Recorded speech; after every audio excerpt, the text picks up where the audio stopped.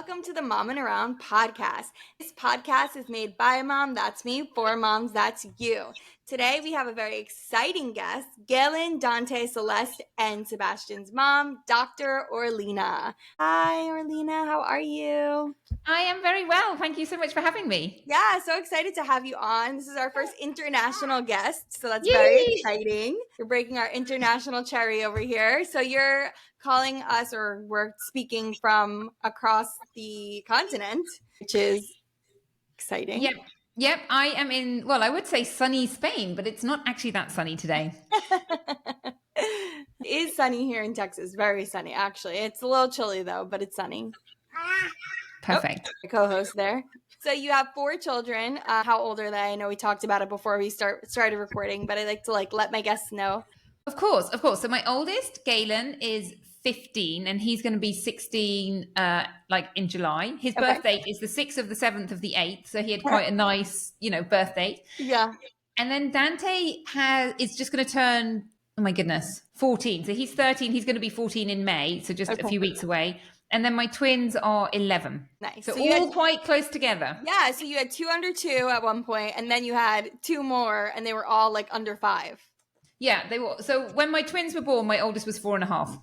Wow. That was a lot. How was that? Well, you know what it's like when you're in the trenches, you just get on with it, don't you? You just do the daily routine and day after day. So yeah, we definitely had our hands full. And, I remember times just feeling exhausted. But as I say, we just got on with it, essentially.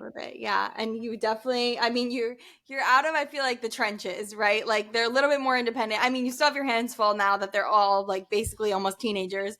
But at least you're not in that changing diapers and all of that. Yeah, absolutely. But now we've hit what I call teenage brain. And I don't know, kids just go through this transformation when they're teenagers. And I think my oldest son is just coming out of it. So just being totally grumpy and surly. And you say things like, good morning, how are you? And they're like, Totally. So, exactly. He's beginning to get a bit oh my goodness, Galen was just civil to me and said something nice and was polite and how he used to be. Obviously, none of my kids are perfect, but It does just feel a bit I don't know, they've had a personality change. And then my youngest son, sometimes I think he's just going into it. So, I said good morning to him this morning and he was like, what? So you have one girl out of all of them.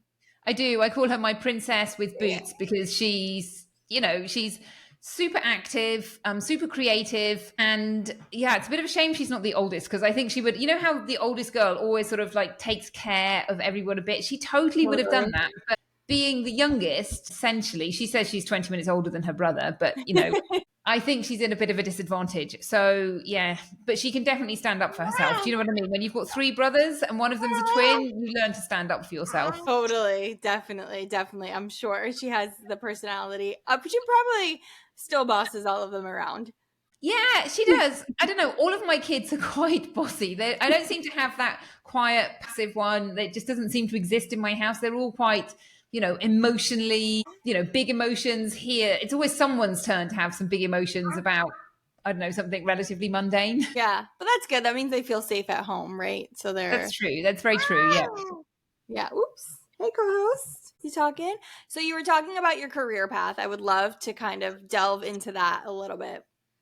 Yeah, sure. So I trained as a doctor in the UK and I actually did pediatrics. So in the UK, pediatric doctors always work in the hospital and I was a hospital doctor. And then in 2011, after I had Dante, the second one, we decided that actually we wanted to move to Spain. And back then, the UK was in the European Union and it was just a matter of moving. So we just moved and I thought, I'll just become a pediatric doctor in Spain. And hey, that'll be easy, won't it? I just need to learn Spanish. That'll be easy. Yeah. And long story, it wasn't quite as easy as I hoped it was going to be. And I accidentally lost my career. And so at that time, essentially I started a blog about, look, I know absolutely nothing about blogs. I didn't really even know what a blog was, to be honest. But we sort of jumped with our eyes wide shut. So I had to do something. Yeah. And I started writing about kids and health. And then my kids were really picky eaters, which had totally knocked me sideways. I wasn't expecting that at all.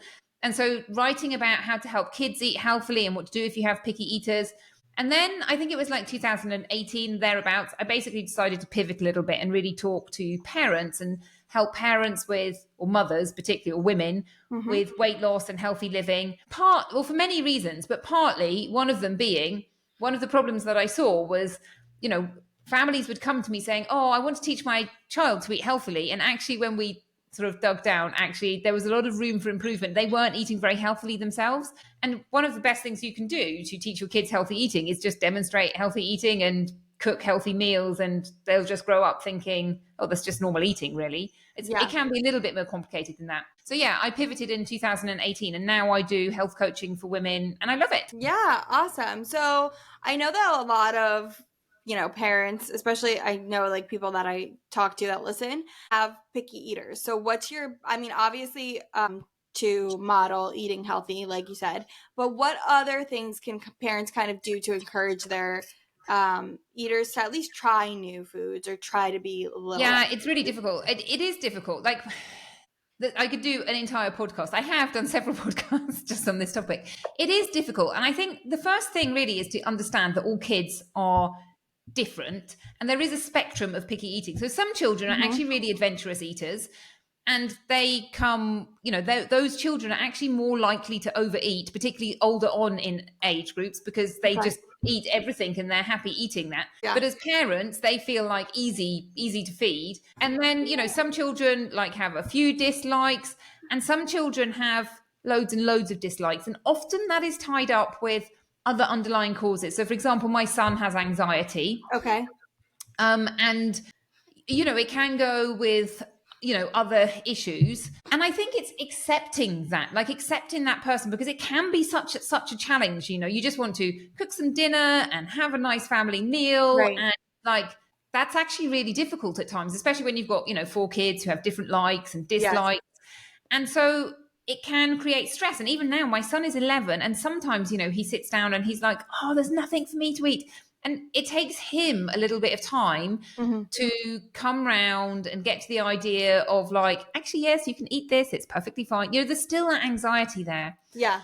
So I think accepting it is a big one. And for me, like, I know you're probably wanting to know all the sort of like tech things that you can do, but actually working on my own emotions was the biggest thing, because it's really easy to get triggered by your kids who are screaming, I hate this and I don't want to eat that. And you just end Totally. up getting cross and grumpy and going, oh, I just cooked all this food and you're not interested and all of that. Yeah. So really just having that sort of those tools to help you Yeah, so manage what those are some emotions. things that you can kind of do to manage? I mean, they're the normal like breathing, but like what else? Like what can like a parent do to be able to Yeah, okay. So I think what you're asking me is like, what can they do to manage themselves Yes. that stressful Yeah. situation? Well, there's basically two things. Like, there's two big things. You can like manage the immediate thing. So you've got those tools for what I call emergency tools. But actually, really, what you want to do is manage the bigger picture more. Mhm. So how you think about those things, and that really comes down to accepting your child, and this is the situation that you're in, and trying to stay in what I call positive brain. So negative brain is very Mhm. much like, well, we all know what negative brain is. Do you know Yeah. what I mean? Of course, I'm grumpy, I'm upset, my child is screaming, and I want to scream back. That's all negative brain, but really training yourself to stay in that positive brain. So once you've done that, and that's not like, that doesn't just take a minute or two, but once you've done that, it is actually easier. And the other thing I'd say is it's like a work of a lifetime. Like you learn how to do it, but that doesn't mean that there's never going to be another challenge. Of course, there's always going to be Right. challenges. And then to answer your question, what emergency thing can you do? Well, yes, you're absolutely right. Breathing is a really good thing. And essentially what you want to do is, like, when your brain is in negative brain, there's like a neuronal pathway. Do you know what I mean? Something Yeah. happens, trigger that neuronal pathway, and it's negative brain. And it's an actual thing, it's not just like, oh, I'm just going to call it negative. No, it's a response. And it's a bit like, it's basically the flight, fight, and flight response, but on a much less level. But Hmm. it really hijacks your brain. So, Okay. something untoward happens. For example, I left some bananas at market, I paid for them, and I left them at market. Oh my goodness, that's such a disaster. And it's such a mundane thing. But Hmm. actually, I could think about that and really let it like beat me up. Yeah. Or I can let go of it. And, that space of letting go, accepting a situation, having some empathy, all of that, that's positive brain. Hmm. So understanding how your positive brain works and what it looks like, and it's obviously different for everybody, but that Yeah. it's not that feeling of like negative brain is that feeling of frustration and anger and all of Yeah. those negative emotions. And so then you can actually learn to train your brain to go from one side to the other. And all you really do is distract your brain for a very short period of time. So, for Okay. example, rubbing your fingers together like Mhm. that and really focusing on the ridges. That is something that, so just something small, having a tool that works for you. So it could be breathing, it could be movement, it could be listening to a sound, any sound, but Mhm. having that ability to be able to pause your brain and then, okay, Reframe it. reframe it all. That's so interesting because I feel like I've always practiced like, being positive and all of that and getting out of your negative. But I've never really heard letting go part of a positive brain. And obviously it has to be because if not, then you repeat like that cycle of, Yeah. negativity. And that was so interesting. It was an interesting take on that. Yeah, so positive brain, and they've done so. This framework that I'm telling you about now is called Positive Intelligence, and it's by a gentleman called Shirazad Charmin, and it's very similar to what other people say. But Hmm. for me, I really like this framework because it's really, really simple. Yeah. And they've actually done like data analysis on negative brain and positive brain, and what our negative brain looks like. We have a judge who says, "I don't like it," and then we have different saboteurs, and there's like different voices that we Uh-huh. all hear. But positive brain as well has other qualities. So, for example, empathy. Empathy is like a really easy route into your positive brain. So, in terms of your kids, thinking, okay, having empathy for your children and empathy for yourself as well, because we don't really want to be cross and grumpy, do we? Right. But that's what happens. So, having empathy for yourself, like, I'm finding this really challenging, and empathy for your kids, like whatever's going on for them, they don't really want to be screaming either. And they're screaming because something's upset them and they don't have the tools to manage it.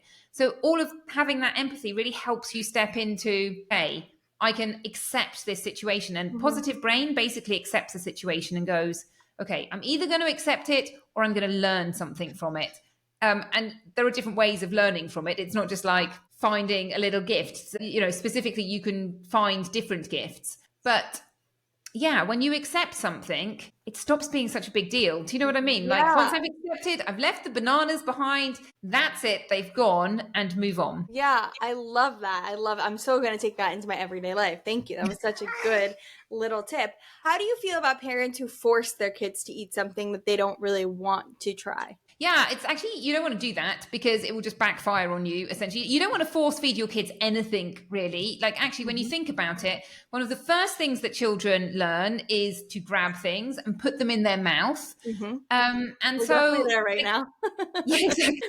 So, we want children to have some control of what they're eating. Mhm. And as parents, what we want to do is really think about how we present food and what kinds of foods we're presenting. So basically, the bottom line is if your children are always choosing from healthy foods, they are going to be eating healthy foods. And this is where, I talked about pivoting Yeah. and talking to adults. It can be really difficult. If you're eating lots of like loads of packaged foods and then you expect your kids to eat some fruit and vegetables, well, news for you, it's just not going to happen. Do you know what I mean? But if you're Mhm. actually presenting them with healthy foods including fruit and vegetables, they will eat fruit and vegetables. So my kids, I've got two who are super picky. My 16-year-old, or nearly 16-year-old, he is picky. He's getting, like, he's so much better. Sebastian, my youngest, he's the most picky of them, but he Okay. still eats healthily. Do you know what I mean? He's picky, Yeah. but he eats a healthy diet. And he eats fruits and he eats vegetables. But there's even things like he doesn't like jam. Oh, you might not call it jam. We call it jam in the UK. Do you know what I mean by jam? Like fruit Jelly? conserve. Yeah, Yeah. probably jelly. Jelly. Yeah. So he doesn't like potatoes. He doesn't like jelly. Like so many things that you're like, what? Like you don't like that? How can you not like that? Yeah. But yeah, so as I say, he eats healthy stuff as well. Yeah. I love that. I love that. Thank you. Yeah, definitely. So definitely don't force them into eating something that they don't feel comfortable eating. Yeah, you can't like I mean it does not definitely don't force them into eating it. This idea of pressuring and pushing them, I would say know your child. So for me, with picky eaters, if I ever tried to push them into trying something, it just backfired. And it was Mhm. just be like, no way, I'm never going to touch that for 15 years. Yeah. If you've got an adventurous eater who normally eats different stuff, you can definitely encourage them and say, Mhm. do you want some? And there are gentler ways of doing it rather than forcing them to try something. And the research basically shows that you need to try something around 15 times Wow. before, yeah, exactly. It's a long time before you actually decide whether you like it or not. So kids often say, I don't like it. Yeah. And what they really mean is, I don't know it and I'm scared of it. Okay. And we interpret that as you don't like it. And then we get frustrated and say, what do you mean you don't like it? You've never Yeah. tried it. How do you know if you like it or not? Because Right. we mean slightly different things. Right. But if you push them, like those 15 bits need to be tried willingly. Do you know what I mean? If Yes. you're really forcing it, actually all you're doing is reinforcing that they really hate it, and you're just sort of helping them build that brick wall of, I'm never going to eat this. Right, because now you're building anxiety around having to Yeah. try it again. What is a good response that you would suggest to parents for kids who say I don't like it to everything? Well, I mean, it depends on the child. I think it depends on the situation as Mhm. well. So, like, what I would say is if you think about how you present dinner, so you don't want them to be eating right before dinner. Even something like an apple right before dinner is going to affect their meal. Although, if you're happy with them just eating the apple and you're not expecting them to eat the meal, then that's fine as well. Mhm. But, make sure you present like fruit and vegetables first. Sorry, not fruit, vegetables. Present the vegetables first so they Okay. can help themselves. So, for example, at lunchtime, I always put out carrot sticks, and then they just, in Spain, kids come home at lunchtime. Okay. So they come home, and there's a bowl of carrot sticks there or carrot coins, and they just eat those before they get to the next bit. Do you know what I mean? Which Uh-huh. my kids love bread, so they eat a lot of bread. I don't Yeah. eat bread myself, but they do. Okay. So if they say, I don't like it, well, it might be that they genuinely don't like it. And you're like, well, it's there if you want to try it or not. Right.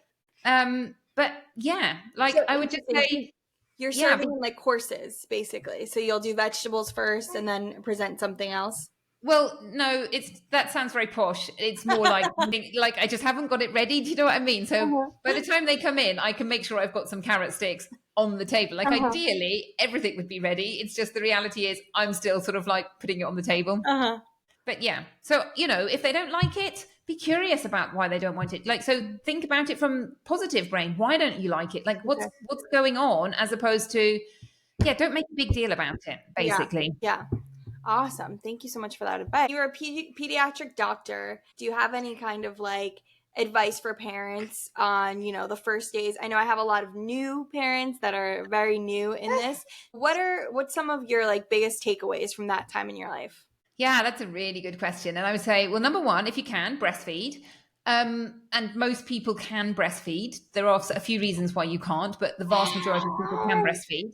And that really for the health of your baby, and also your children get like an extra 7 IQ points, so that's worth Oh, breastfeeding for. really? Yeah, And is that from exactly. the breast milk or is that from the bonding? I think it's from the breast milk actually, Okay. but do you know what? It's been such a long time that I actually thought about breastfeeding that I don't really remember. But I think it's from the breast milk actually.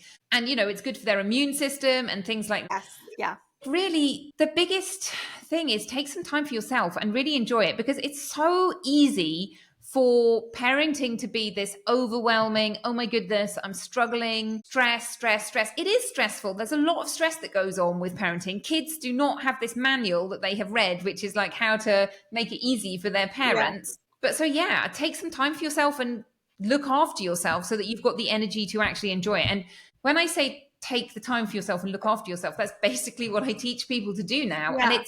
it's not, it is about mindset, but it is also about feeding yourself well, taking time to exercise, Yeah. making sure you sleep well. I know that's not possible when they're tiny, Yeah. but as soon as they get old enough, make sure you're prioritizing your sleep, and then that emotional mindset piece as well. Yeah. I want to get back into self-care, but first I have a follow-up question about breastfeeding. So I'm exclusively pumping. Do you get the same benefits through that? Yeah, I think you do. I think it's about the milk rather than the bonding. And you will be bonding with your daughter anyhow. So, like, she's bonding with you and you're bonding with her. And so, yes, that breastfeeding, that's a great way to bond. But if you're pumping, you're still giving her all of those amazing antibodies and things like that. Okay, awesome. Yeah, you like that? You like that answer? So self-care. So I don't know how it is in Europe, but at least here there's kind of this phenomenon of like moving away from your family, which we're guilty of. And so it's hard to kind of offload too much Yeah. because we don't have that community around us. So what's some like self-care that you can do when you kind of when you're in like in the thick of it? Yeah, no, you're absolutely right. And it's the same in both the UK. Actually, I would say less so in Europe, but obviously still in Europe. And for me, Right. I was in Spain with four kids, and my mum lives in France, or she did at that time. And our parent, the rest of our parents were. So I had very, very little help. So I would say grab it where you can. Okay. But yeah, there are definitely small things that you can do. So, like your routine, so healthy eating, you can do at any stage. You can work small amounts of exercise into your, just even doing things like a 7-minute workout or something small. And then the moment that you're able to, try and do something bigger. I know it's not just kids, like work also gets in the way of people exercising, but really it is a mindset piece as well. I always Mm-hmm. say you want to do exercise that lights you up because you want to enjoy it so much that you actually want to do it. If it's something you're not so keen on, you're not going to do it. Whereas if you actually really enjoy it, it gives you so many benefits, not just in terms of fitness, but in terms of mindset and, letting go. I swim a lot. And, for me, when I'm swimming, my kids aren't there. In fact, actually, it's interesting. I started swimming when my kids were younger and I was still breastfeeding the twins. So I breastfed the twins, Mm-hmm. and the older two were doing swimming classes. And then on one swimming class, my husband came back and said, "Oh, Danley didn't want to go swimming today." And I'm like, "What do you mean he didn't want to go swimming? We've paid for those classes. Yeah. He needs to go." So the next week, I took him down to the swimming classes, and you know what mothers are like you're going. And then I went upstairs to watch. I went up to the balcony to watch, and it was super hot, and it was a little bit boring watching it was nice to watch them for about 5 minutes. Then 45 minutes in, I'm like, oh my goodness, I want to be down there swimming. Yeah. And actually I started swimming, and I really, to begin with, having four small kids, I loved my kids, but they would just jump on me totally. And at some stage that kind of triggers a bit of a you're being attacked response. They just want cuddles and stuff, but when it's all day every day, you're like, oh my goodness, I feel like I'm being attacked. So actually going swimming just allowed me a little bit of space to go, oh my goodness, I've got this whole lane to myself. Or if someone else was in the lane, it would annoy me. But anyhow, but just this time without my kids, just to go up and down and up and down. Yeah. And that's how my swimming started. And now I swim heaps. I swim 3 times a week in the winter, doing like 3 kilometers. That's like, I think, a mile and a half. And then, swimming every day in the summer, another mile, that kind of thing. So Yeah. it has to be something that you really like lights yourself up. And other things you can do, like, I think it does depend on individuals. I always think about the things that give you energy, that you feel replenished by. So it might be something as simple as having a bath, but somebody else might say, oh, I hate having baths. Uh-huh. So it's knowing what works for you. Meditation's another good one, allowing your brain to just calm down a little bit. Some people don't like meditation. Like, there's no right or wrong answer, but there's lots of different things that you can do. Yeah. It's funny that you said that because taking showers was like really postpartum. I had a lot of anxiety and I took I took like 4 showers a day. I had my mom here with us for 2 months and I would be like, I'm going to take a shower. And she's like, again? But it's just what like actually relaxed me. And I also want to kind of circle back to what you said about, the fighter or the, if you're being attacked, like Yeah. being getting jumped on all day. And I do feel like moms really feel like that. And that's why there's that like old like adage where the dad gets home and the mom's like handing off the baby, because all day long they're just attached to you. And while it's great and you love it, like your body needs a break. Yeah, absolutely. Absolutely. You need a break. You need to be able to do some stuff for yourself, whatever, like read a book, like whatever it is that you really enjoy, but there needs to be like a little pocket in the day that you just dedicate to yourself. I love that. Yeah, totally. I also want to talk about, so in your podcast survey, you talked about how you have, you specifically, I'm sorry, you specifically coach women on healthier habits, right? And also weight loss. So I'm in the throes of pumping, but breastfeeding, my body's registering it as breastfeeding. And I'm holding on to everything, all my weight. I'm eating very, very healthy, but I just can't seem to lose any weight. I actually gained weight postpartum. Yeah, so that's interesting. So I can teach you what I tell people how to lose weight, but when you are breastfeeding, you do carry extra weight, and you won't release that extra weight until you stop breastfeeding. Carry on doing all the right things, but don't worry too much about the weight. I think it's something like 10 kilos that you hold extra. Wow. No, I think I might have that number wrong. I don't quote me on that. That sounds like a lot. I can look it up. I'm just thinking 10 kilos sounds like quite a lot, but there is quite a lot of extra weight that women carry when they're breastfeeding, which they then ideally lose when they stop breastfeeding. Yeah, I feel like there's this misconception that if you're breastfeeding, you lose weight. And I think some women do. No, but you do. So when I was breastfeeding, and I've breastfed all of my kids for a reasonable amount of time, and you lose weight quickly. So you lose the baby weight right at the beginning. Yes, that's exactly what happens. Your body weight goes down right at the beginning. So you lose that sort of like baby weight quite quickly. But then you carry on, and it's not until you actually finish breastfeeding that you lose the rest of it. And obviously, you're only going to lose the rest of it if you're doing the things that are going to allow your body to lose that extra weight. So, if you're leading a healthy lifestyle. So for me, I didn't really have to think about weight loss very much because I was obviously already doing all of these things because I knew what to do. And I didn't really have to think about weight loss very much. But so back to answer your question, how do you lose weight? And the answer is this: healthy eating. And I'm happy to talk about nutrition if you want to. Yeah. And then exercise that lights you up. So exercise is good.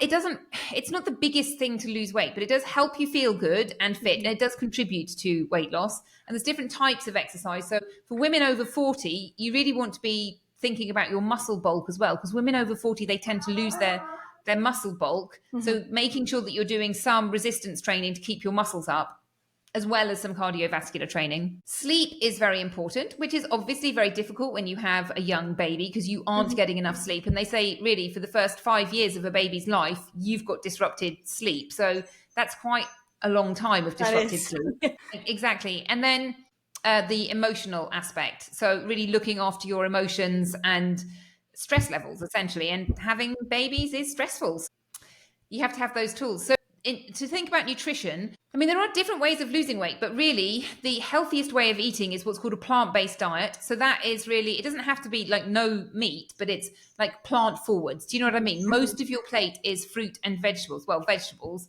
and then you can have some fruit later on, but vegetables, thinking about, so essentially I teach what's called the med style diet, and that is fruits and vegetables, lentils and legumes, nuts and seeds. Obviously you have some protein, which could be meat or dairy, or it could be plant-based proteins as well. Extra virgin olive oil is the fat that goes with that one. So you want some healthy fat. For me, I choose extra virgin olive oil. And then less packaged foods, which I suspect is not a big surprise. And there's obviously like a spectrum of packaged foods. There is like highly processed food, which is not good for you and you really want to avoid if you can. And then obviously less packaged foods, which is still packaged. So things like, bread and pasta, like those are what I call white refined carbohydrates. And those will push your glucose levels up quite a lot. And really, you can be getting your carbohydrates from fruit and vegetables. Yeah, totally. Thank you for that. What has been I just like to ask everyone this, what has been your favorite stage of motherhood so far? That's a really good question. So I think I really did enjoy when they were little and they're so cute and cuddly and you carry them around. And it is really hard work, isn't it? So yes. you never get to put them down, basically. That's the problem. But they are so adorable at that age. And I do really like them as teenagers as well. And I think I'm looking forward to when we can do a little bit more with our kids and go traveling. And my son's been unwell. One of my sons has been unwell. So we haven't been able to do that at the moment. But and also with the teenage brain and my anxious children, it does make it a little bit difficult. So I'm hoping that, in a few months, a year, everything will just be a little bit more relaxed and we'll actually be able to go and do more grown-up things with them where everyone will enjoy doing stuff. So I think all of them, really. Totally. You touched on breastfeeding your children, and you breastfed the twins exclusively? Yeah. Can you tell us a little bit about that? That sounds...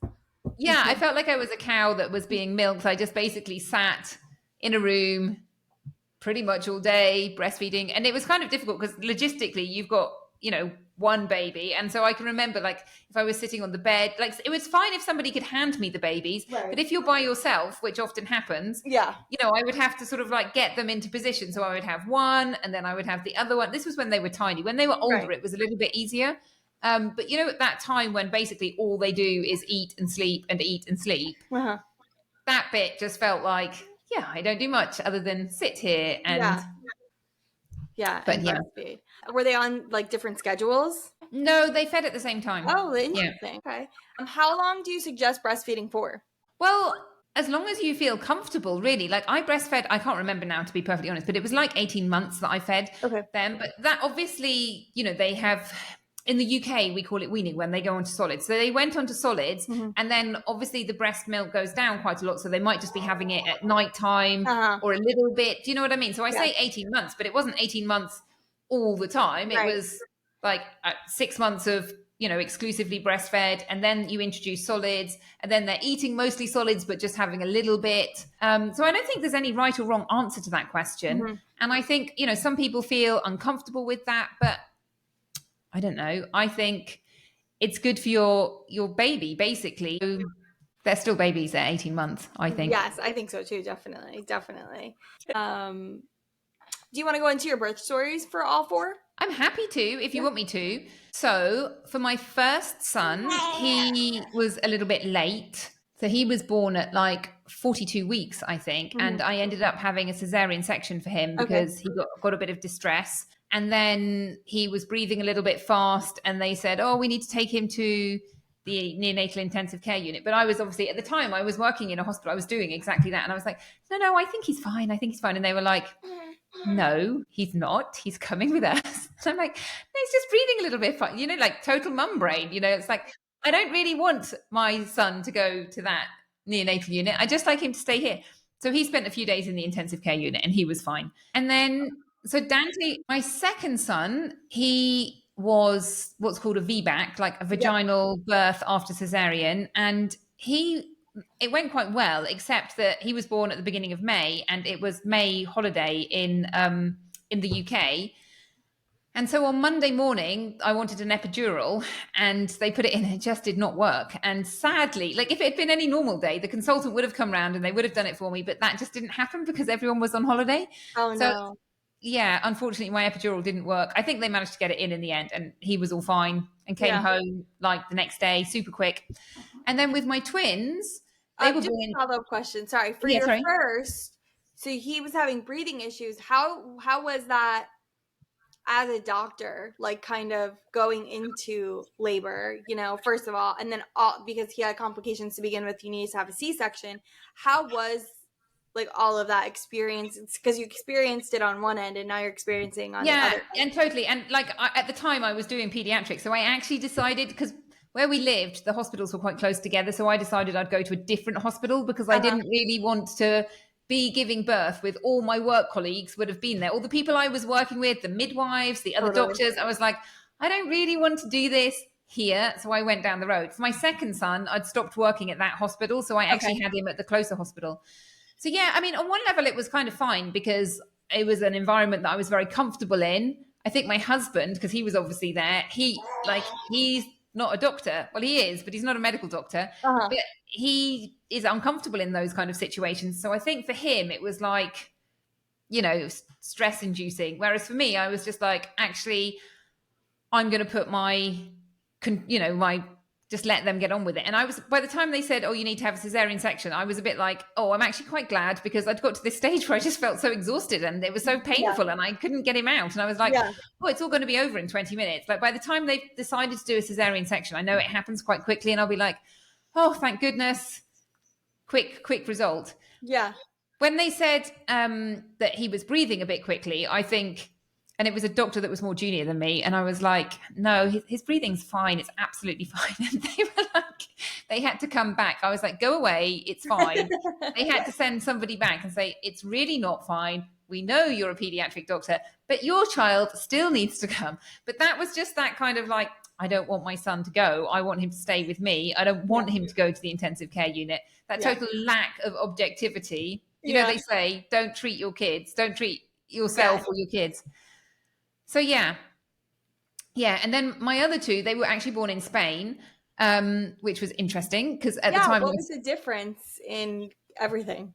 well, it was different. I remember them saying to me, like, when I went in. So having twins vaginally is quite unusual as well. Most people have Yes. cesarean sections. Yeah. So a lot of people were in the room because they wanted to see the delivery. And then they said to me, what are they called? And I was like, who, what is who called? There's nobody else around here other than me and my husband. They were like, well, the babies. And I'm like, what? I haven't given birth to them yet. Can we do the giving birth bit first and then we can Yeah. talk about names? But they were like, no, it's better that you say now. Now, luckily, I'd actually decided on their names and Okay. it was fine, but I wasn't expecting that. And they did things slightly differently. Like in the UK, I don't know about in the States, but in the UK, they use nitrous oxide quite a lot, laughing gas. Uh-huh. But in Spain, they don't do that. Hmm. And they gave me some kind of local anesthetic, which they don't do in the UK. So there were differences A local clinically. anesthetic, really? Yeah. That at the time that wasn't in all the hospital. Like I didn't do obs and gynae, I did pediatrics, so I wasn't involved in that. But I Right. had never been aware of that being offered to people in any of the Yeah. hospitals that I worked in the UK. Yeah. Yeah. Interesting. So you had them vaginally. Interesting. And that was Hmm. a choice between you and your doctor. And what did that choice look like? Oh no, there was no choice. I wasn't Oh, given a choice. So the reason why, well, it depends on where you are, but most twins have like a reason, like they might be, their position might not be great or right. something like that. But so because twin pregnancies are a little bit more risky, quite often there is a reason for that. And at one stage, she said, oh, yeah, you are going to need a cesarean section. But then they moved a bit and she said, no, you're not going to need a cesarean section. So I just basically did what she said. And I Okay. wasn't really given a choice. It was just this is, and like as much as vaginal birth is basically better for the baby normally, as long as everything goes well, it's Hmm. better for their breathing because they get squished through that birth canal and all of that fluid comes out. So normally they breathe better afterwards. But there's no doubt about it that, I mean, cesarean sections obviously have, complications as well. But Definitely. in terms of the work that the mother does, it's much less. So there are advantages. Thinking, Definitely. yeah, I'd, quite happily just skip all of that and, have a cesarean with some nice anesthetic. But there you go. Yeah. Absolutely. Yeah. She came out so fast that she still had the fluid in. Wow. Yes, it was 6 pushes and she was out. So the first night in the hospital, she was like choking on the fluid, and I kept having to Yes. get up. And then the nurse asked, like, "Did you come out really fast?" And I was like, 6 pushes, and she was like, "That's why." But was she your first? She was my first. Yeah, That's really unusual. I know, I know. They induced me, but I don't know. I think my body was just like ready Yeah. to go. Oh, yeah. That might. If they induce you when you're sort of ready, then yeah, like Yeah, adding extra fuel. exactly, exactly. Do you have anything else you want to add? No, I don't think so. It's been a lovely chat. I just think, yeah, the reality is that, parenting is amazing, but it's really hard work. And I Yes. think just acknowledging that and acknowledging our struggles and having empathy for ourselves because, everyone's doing our best. Like I look back and I think about being like what I think about was grumpy mum, really sort of Uh-huh. triggered me to doing a lot of what I call self-help work. But at the time, I was doing the best with the tools that I had. Do you know Yeah, what I mean? It wasn't like definitely. I was setting out to, I don't know, be grumpy mum. Yeah. But if you do find yourself in that place, I think it comes down to self, there are lots of tools that you can use, Yeah. but looking after yourself is like the biggest thing. It really is about self-care and taking care of yourself and making sure you've got enough energy because when your batteries are full, you're in a position to be able to deal with whatever your children are dealing with. But when your batteries are low, everything just seems 10 times worse. Totally. Yes, definitely. Well, thank you so much for coming on. Where can everyone find you? Well, thank you for having me and thank you for asking. So, I have a podcast which is called Fit and Fabulous at 40 and Beyond. And my website is drorlena.com. So that's drorlena.com. And I also have a lovely Facebook group as well, which is really for women who want to lose weight and be healthy. And it's a really supportive, fun place to be. I totally love my Facebook group. Yeah, awesome. So yeah, definitely check out her podcast, Fit and Fabulous After 40. Is that what it is? At 40 and At beyond. 40 and beyond. Okay. Fit and Fabulous at 40 and beyond. Thank you so much, Dr. Orlena, for being on today. We really appreciate it. Thank you everyone for listening today. I really appreciate you. If it's your first time listening, please subscribe to the podcast. If you're coming back for another episode, welcome back. Thank you for continuing to listen. Please like and subscribe, comment to bump us up in the ratings, and we'll see you next Thursday.